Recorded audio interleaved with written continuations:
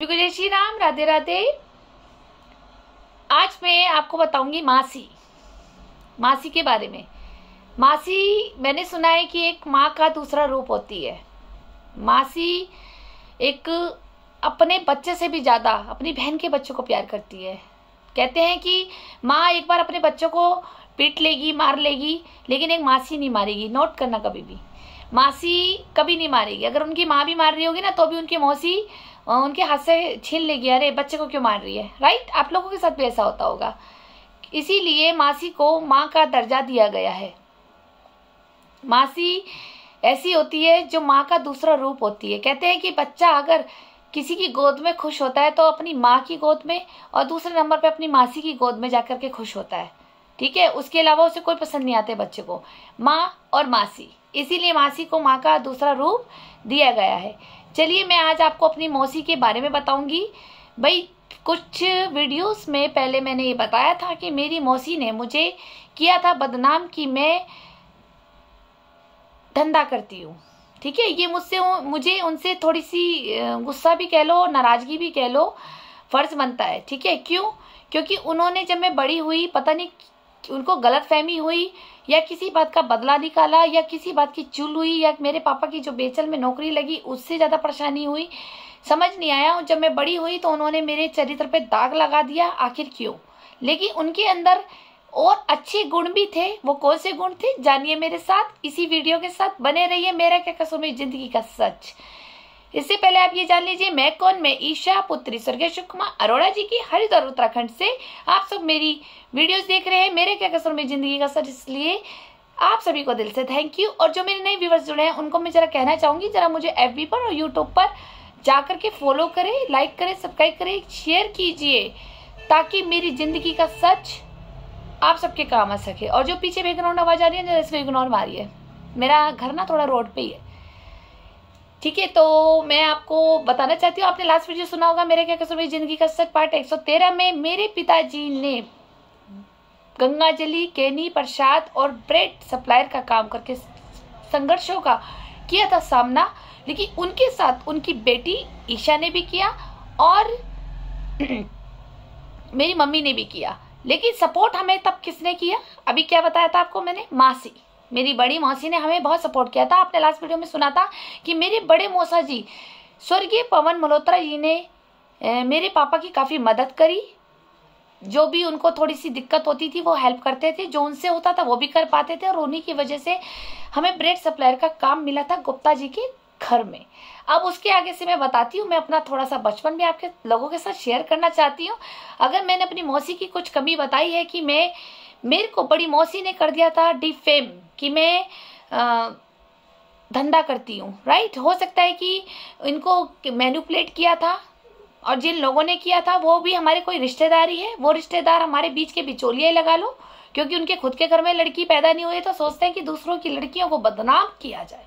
मुझे अब ये भी लग रहा है, क्योंकि एक मौसी कभी भी अपनी बहन के बच्चों को इतना बदनाम नहीं करेगी। राइट, अभी बताया ना कि मासी माँ जैसी होती है, तो वो अपनी बच्ची को नहीं बदनाम करेगी। चलो, हमारी माँ थोड़ी दिमाग से बीमार हो गई थी, लेकिन इसका मतलब ये नहीं है कि मेरी मौसी दिमाग से बीमार थी। राइट, लेकिन मेरी मासी को गलत अफवाहें मुझे लगता है वहां तक पहुंचाई गई थी, जिनके घर में लड़की नहीं थी, जिनका आना जाना उन बिचौलिया का हमारे से भी अच्छे टर्म्स थे।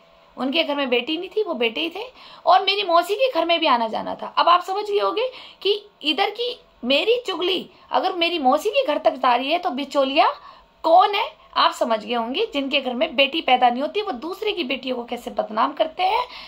आजकल का यही हो गया युग। अब मैं अपनी मौसी से तो थोड़ी नाराजगी है मुझे, लेकिन प्यार आज भी है।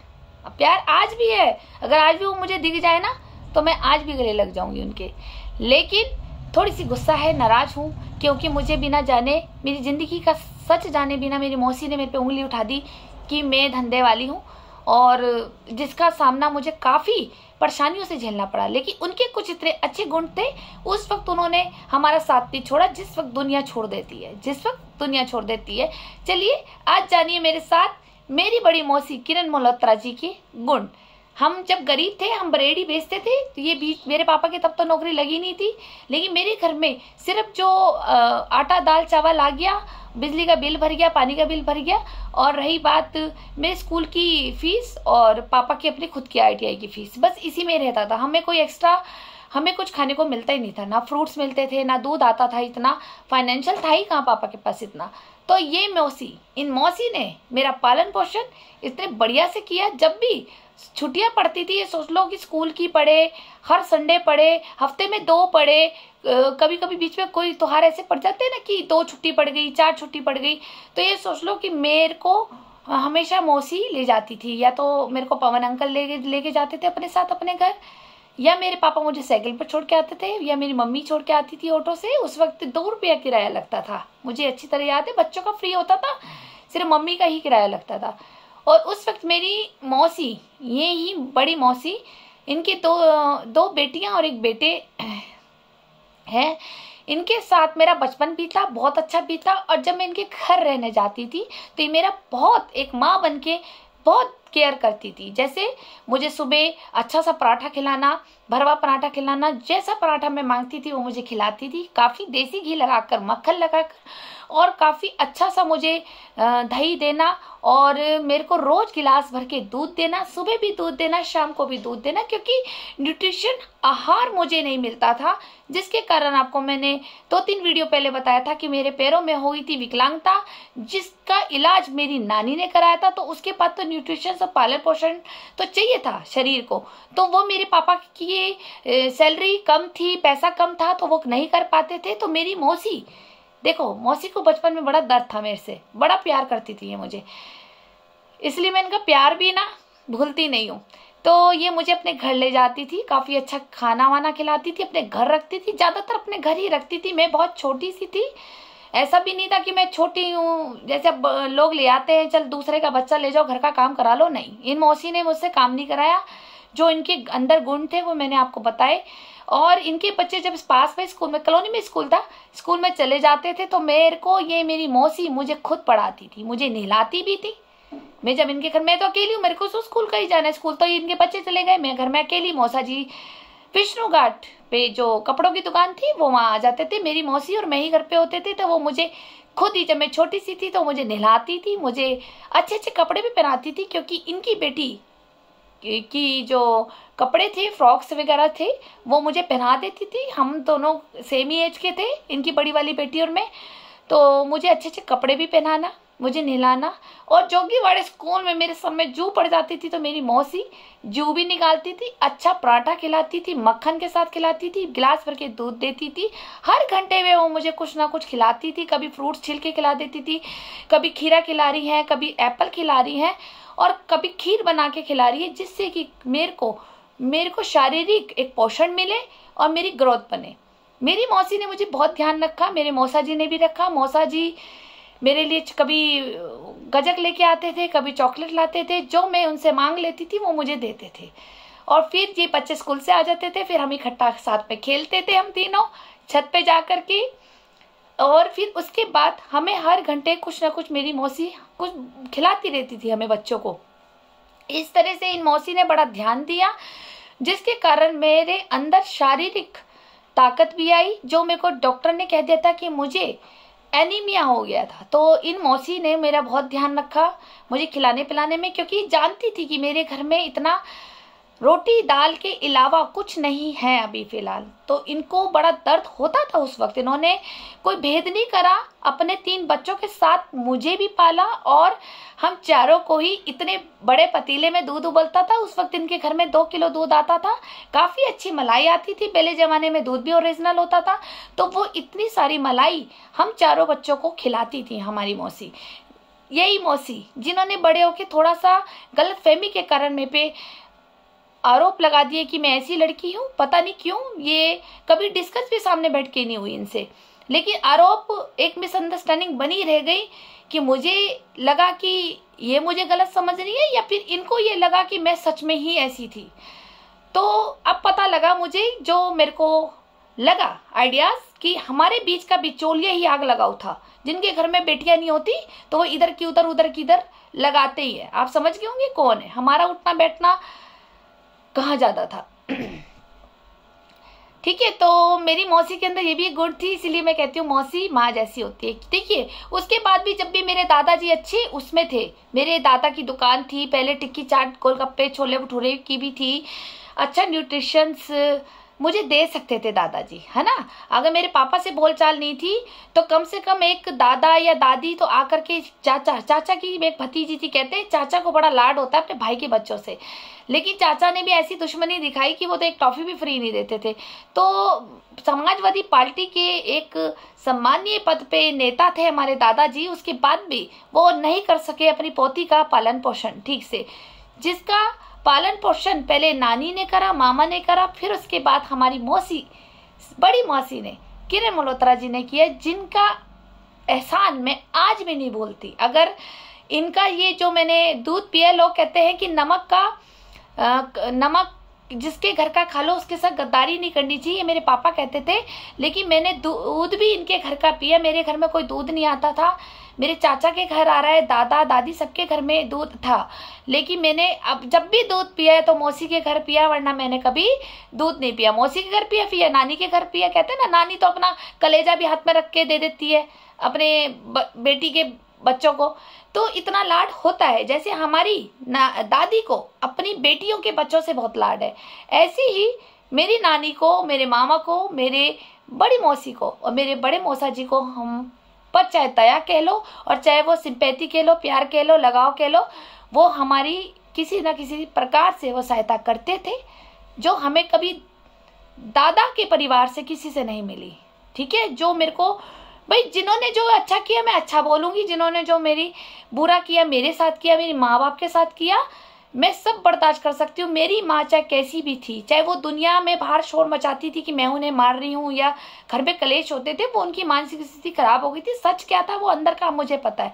अगर मेरी माँ इतनी खराब होती, वो जैसी भी थी, हमने उसको एडजस्ट किया क्योंकि उसने हमें जन्म दिया। ठीक है, उसने वो पीड़ा सही, मुझे वो पीड़ा सही, वो दर्द सहा जो मुझे दुनिया में लेके आई। वो पिता ने वो पसीना बहाया, साइकिल चलाई, मुझे पढ़ाया लिखाया, अपने खून पसीने की कमाई खिलाई। मैंने अपने पिता का नमक नहीं खाया, मैंने अपने पिता का पसीना खाया है, मैंने अपने पिता का पसीना पिया है, मैंने अपने पिता का खून पिया है, तब जाके मैं बड़ी हुई हूँ, क्योंकि मेरे को उन्होंने सींचा ही खून से है और पसीने से सींचा है। तो मेरी मौसी ने मुझे खूब खिलाया पिलाया, मुझे बहुत इनके कपड़े देते थे, और मुझे जो भी फ्रॉक इनकी लड़कियों की पसंद आती थी, मैं नाम नहीं लूँगी उन बेटियों का, तो मैं कहती थी मासी ये वाली फ्रॉक आप इसके लिए लेके आए हो, मुझे भी दे दो ना, तो वो मेरे को दे देती थी कि जा पहन ले, कोई बात नहीं। मैं मतलब जिस फ्रॉक पे मैं हाथ रख दो ना, वो मुझे दे देती थी। अगर मुझे कुछ खाना है ना, मौसा जी रोज निकलते हैं ना, तो मैं कहती थी मौसा जी आज वापस आओगे ना घर जब, तो आप मेरे लिए मूंगफली की पट्टी ले आना, मौसा जी आज आप आओगे ना तो पॉपकॉर्न ले आना। तो मेरे मौसा जी ने भी एक पिता का फर्ज दिल से निभाया और मेरी हर उम्मीदें पूरी करी, हर चीज़ उन्होंने मुझे दिलाई। हालांकि मैं खिलौने गुड़िया गुड्डे तो मैं खेलती नहीं थी, क्योंकि पापा ने हमें आदत ही नहीं डाली थी इनकी, लेकिन फिर भी मेरी मौसी ने मेरे को बहुत सपोर्ट करा। जब ये बच्चे स्कूल चले आते थे तो फिर वो मेरे को नाश्ता वास्ता खिला के, निला धुला के, धूप में बिठा के, फिर वो मुझे एक कॉपी पेन देती थी और मुझे खुद पढ़ाती थी। जी हाँ, मेरी मौसी मुझे खुद पढ़ाती थी, जिसे हम पहले ज़माने में बोलते थे इमला। तो वो इमला बोलती थी तो मैं लिखती थी, वो मेरे को मात्राएं लगानी सिखाती थी, पहाड़े सिखाती थी, सवाल सिखाती थी, क्योंकि वो बोलती थी कि जब मेरे बच्चे स्कूल गए हैं तो तू घर में बैठ के अकेले किसके साथ खेलेगी, चल तेरे को मैं इमला बोलती हूँ, तू मैं अपना काम भी करती रहूँगी। तो वो अपना काम करती रहती थी, साथ ही साथ अपने कभी पालक साफ कर रही है, कभी बत्तुआ साफ कर रही है, साथ साथ इमला बोलती रहती थी, मैं इमला भी लिखती थी। फिर उसमें से वो मेरे को नंबर देती थी कि 10 में से 8 नंबर आए हैं, 10 में से 5 नंबर आए। फिर उसी हिसाब से जितने नंबर ज़्यादा आते थे तो मेरी मौसी मुझे 2 टॉफ़ी भी देती थी, वो उनकी अलमारी में टॉफ़ी रहती थी। तो इस तरह से वो मुझे बहुत प्यार बचपन में करती थी। बाद में पता नहीं क्या हुआ, मिसअंडरस्टैंडिंग के कारण वो मुझसे रूडली बिहेव करने लगी, और फिर उनको गलतफहमी हुई या क्या हुआ उनकी मानसिकता को कि वो उन्होंने मेरे पे आरोप लगा दिया कि मैं गलत करैक्टर की हो गई। ये शिकायत मुझे बनी हुई है, पता नहीं ये कब सॉल्व होएगी, भगवान ही जानते हैं, क्योंकि ना वो कुछ बोलने को राजी है ना मैं तो आज भी अपनी मौसी के चरणों में गिर जाऊं, क्योंकि जिन्होंने मुझे न्यूट्रिशंस आहार देकर मुझे बड़ा किया, और वो क्यों किया, इतनी मैंने आपको पता ना गरीबी मैंने झेली है, और वो जलेबी और ऐसी भी मैंने गरीबी झेली है, आप विश्वास नहीं मानेंगे, लेकिन मुझे बतानी तो नहीं चाहिए, लेकिन मैं बताऊंगी आप लोगों के बीच में। मैं इसीलिए किसी की गरीबी पे कभी मजाक नहीं उड़ाती। मैं हनुमान घाट पे जब भी मंगलवार आता था, मेरे लिए मंगलवार बड़ा फेवरेट था। क्यों? क्योंकि वहाँ पे जब मंगलवार में, आपने देखा होगा पुराने लोगों ने, बहुत भीड़ होती थी। रात को 1-1 बजे तक प्रसाद चढ़ता था हनुमान जी के मंदिर में। तो मैं अपने मोहल्ले के बच्चों के साथ, जो छोटे छोटे बच्चे होते थे, इच्चो, रेखा, सुलेखा, सोनू दीदी, मैं, हम सब लोग अपनी अपनी एक पन्नी लेके जाते थे और हनुमान घाट पे खड़े होते थे। वहाँ जो प्रसाद पड़ता था, मैं प्रसाद लेती थी, क्योंकि पापा की फाइनेंशियल स्थिति इतनी खराब थी कि मेरे को कभी मिठाई भी नहीं मिलती थी। मेरे को तो यही नहीं पता था दिवाली भी होती है। जी हाँ, ये मेरे दादा दादी का हाल है, जो अपनी एक पोती को एक मिठाई भी नहीं दे सकते थे। तो मैं मिठाई खाने के लिए तरसती थी। तो वहाँ पे मैं थोड़ा थोड़ा, जो बाहर बच्चों को आकर के लोग 2-2 दाने बांटते हैं ना, तो वो मैं लेकर के इकट्ठा करती थी और वहीं पे खड़ी रहती थी। वहाँ पे एक डॉक्टर आते थे, डॉक्टर मोहन नारायण झा, वो इस अच्छी मिठाई चढ़ाते थे, लाल वाले पेड़े, जो मुझे आज भी बहुत पसंद है। तो वो सबको एक एक पेड़ा देते थे, वो काफ़ी मात्रा में मिठाई चढ़ाते थे। तो मैं कहती थी कि ये करोड़पति अंकल है। जब मैं छोटी थी तो मैं कहती थी करोड़पति अंकल है। तो वो सबको एक एक पेड़ा देते थे। पहले हनुमान जी को भोग लगा दिया, अभी बाहर आके सबको पेड़े दे दिया। तब मैं उस वक्त 2 पेड़े मांगती थी जीत करके कि अंकल आप 1 दे रहे हो, 1 मेरी मम्मी का भी दे दो। मतलब इतनी गरीबी मेरे पास थी। आप ये सोचिए कि जब मेरी मासी को ये बात पता लगी कि ये पेड़ा भी मांगती है हनुमान घाट पे और मंगलवार की बार बार कहती है कि मंगलवार का इंतजार कर रही हूँ, मंगलवार का इंतजार कर रही हूँ। मेरी मम्मी ने बताया कि मंगलवार का इंतजार ये इसलिए करती है क्योंकि वहाँ से ना मिठाई इकट्ठी करके लाती है। तो मेरी मौसी ने बहुत डांटा मुझे कि इस तरह से नहीं करना चाहिए, तुम गरीब हो, भिखारी नहीं हो, तुम गरीब हो, भिखारी नहीं हो। तब मैं फिर जब मौसी के घर दोबारा रहने गई, तो जब इन्होंने मेरी वहाँ से विदाई करी, क्योंकि मैं जब भी 4-5 दिन रह गई तो वापस जब घर छोड़ने आती थी मेरी मौसी, तो मुझे बहुत सारा सामान दे के जाती थी, बिस्किट के पैकेट, मूंगफली, गजक, पट्टी, रेबड़ी। तो फिर उसके बाद उन्होंने मुझे 1 किलो लाल वाले पेड़े मुझे पैक करे और मेरे मौसा जी ने कहा इसको पेट भर के खा ले, नियत भर के खा ले। जब भी तेरे को इच्छा हो ना, अब मंदिर में नहीं मांगना जाकर, तो दुकान पे विष्णु घाट पे आना, मुझे बोलना, मैं तेरे को पेड़े लेके दूंगा। तो फिर मैं शुरू में कभी खाने की हुलक होती थी तो मैं पैदल पैदल चली जाती थी और मैं बोलती थी मौसा जी मेरे को 2 पेड़े ले दो आज। तो वो मुझे ना 5-6 पेड़े लेके देते थे। ये थे मेरे मौसा जी, जिन्होंने पूरा पिता का फर्ज निभाया, जो फर्ज मेरे चाचा को निभाना चाहिए था, जो फर्ज मेरी दादा दादी को निभाना चाहिए था। आप बताएं मैं सही हूँ या गलत है? लेकिन मेरे मौसा जी ने एक पिता का फर्ज भी निभाया, मेरी मौसी ने भी एक माँ का फर्ज निभाया। इसके लिए ये मेरी जान भी ले लें, मैं इनके लिए हमेशा आधी रात के लिए खड़ी हूँ। अगर ये गिले शिकवे भूल जाए, मेरे को इनका आज भी याद है। लोग कहते हैं नमक खा के गद्दारी नहीं करनी चाहिए, मैंने तो इनके घर का मीठा खाया है, मैं मीठा खा के भी गद्दारी नहीं कर सकती। वो मुझे दूध याद है, वो रात को गर्म करके दूध गरम 4 गिलास हम बच्चों के लिए गरम इतने बड़े गिलास होते थे कांच के, और वो गरम दूध उबाल के दे रही है रात को, हमें बोन मीठा मिला के दे रही है, कभी बादाम पीस कर डाल के दे रही हैं। तो मेरी मौसी ने इस तरह से पालन पोषण किया, जिसके कारण मेरे अंदर शारीरिक एक पोषण बना और मैं मजबूत हुई, जिसके कारण मेरा शारीरिक विकास भी हुआ और मानसिक विकास भी हुआ। जब बादाम वाला दूध मिलने लग गया, मैं इनके घर ज़्यादा रहने लगी थी, तो मेरा पोषण अच्छा हुआ, जिसके कारण मैं थोड़ी सी मजबूत भी हुई। चलिए, ये था मेरा मौसी का सच। गिले शिकवे नाराजगी तो हर रिश्ते में होती है, इसलिए दुनिया में आए हैं तो सब भूल करके जीना चाहिए। लेकिन मैंने आपको इसलिए सच्चाई बताई कि मासी का ये भी रूप होता है। जो मेरे दादी है शांति अरोड़ा जी, ये भी तो मेरे पापा की मासी है। इन्होंने तो इतना परेशान किया मेरे पापा को कि बहुत बुरी तरह किया है। मैं इनको क्या कहूँ, बचपन से उनकी माँ चली गई थी। कहते हैं ना जिनके माँ बाप नहीं होते तो उनको कोई नहीं पूछता। मासी माँ जैसी होती है, लेकिन मेरी दादी ने वो वैसी मासी नहीं बन पाई जो मेरी मासी रियल में मुझे बनी है, जिन्होंने हमें हर सुख दुख में साथ दिया। ठीक है, हमें कभी ये नहीं लगा कि हाँ हम अनाथ थे। मासी तो मुझे आज भी लगता है कि मैं आज भी उड़ के चली जाऊं उनके घर में। ये है मासी। उनका बचपन, वो उनके घर में खेलना, उनके घर में खाना पीना, उनके घर में रहना, वो पिता जैसा प्यार मिलना मौसा जी से, और मासी से माँ जैसा प्यार मिलना। और जो मेरी माँ ने मुझे रियल में प्यार नहीं करा, वो प्यार मेरी मासी ने करा। और जो मेरे भाई अमित मल्होत्रा जी हैं, जो एक लगता था मेरा भाई है, आज ये भाई भी मुझसे पता नहीं क्यों रूठ के बैठा हुआ है, समझ नहीं आता। तो तब मुझे लगता था कि मेरा असली परिवार यही है। चलिए आप बताइए, और किसकी मौसी ऐसी है जो दूध में बादाम घिस करके डांट कर पिलाती है कि इसे पिए? है आप लोगों की मौसी ऐसी? जिसकी है वो मुझे कमेंट करे। चलिए फिर मिलते हैं नेक्स्ट वीडियो में। आप बने रहिए मेरी वीडियो के साथ इसके आगे और सच बताऊंगी। ये थे मेरे मौसा और मौसी, माता और पिता के रूप में, जिनकी वजह से आज मैं बड़ी हुई हूँ। Thank you.